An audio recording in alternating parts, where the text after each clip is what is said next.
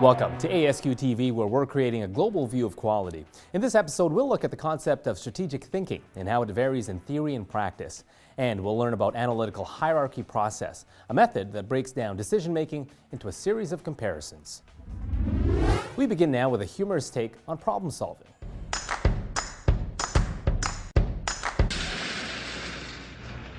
Whoa, that's not good. Oh, I don't need this. I'm already late. Somebody will come. Anybody out there? Do you have a phone? No. Sorry. Somebody! Hello? There are two people stuck on an escalator and we need help. Now, would somebody please do something?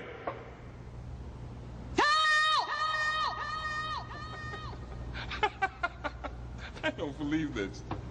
You gotta be kidding me. I'm gonna cry.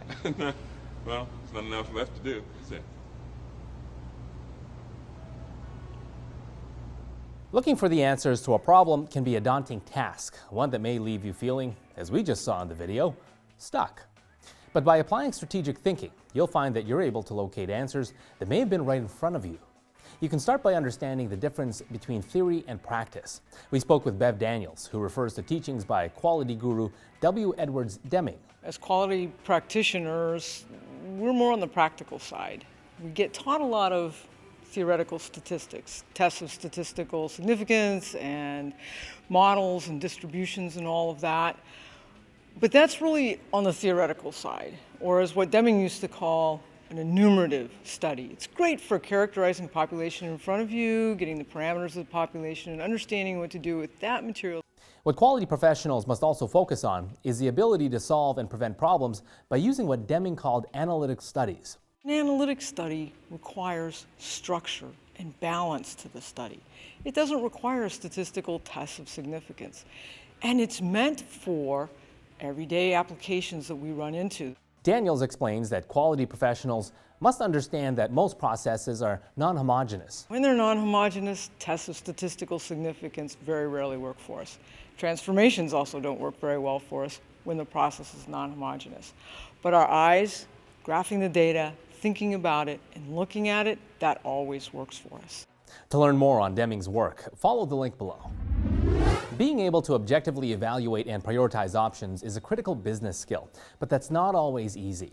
That's where the tool Analytical Hierarchy Process, or AHP, comes in. ASQ senior member Glenn Mazur gives us an introduction. The basics of the AHP method are that we want to take a subjective problem, and that's often the types of things we face. And which project should I do? How do I identify which the important characteristics are? Often have very subjective type of evaluations.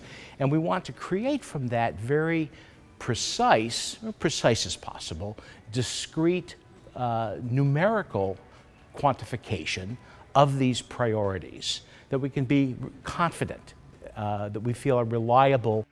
So how do we turn the subjective evaluations into numerical quantifications?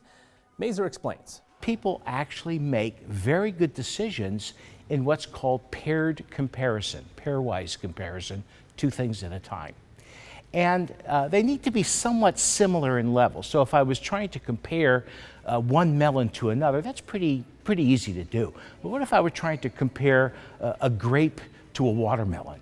They're so different in dimension and in size, then the comparison becomes more difficult. So part of getting this model of criteria built is making sure we have similar levels of items to compare. The second thing that we want to do with this paired comparison is convert this into a numerical score. So we have paired comparisons.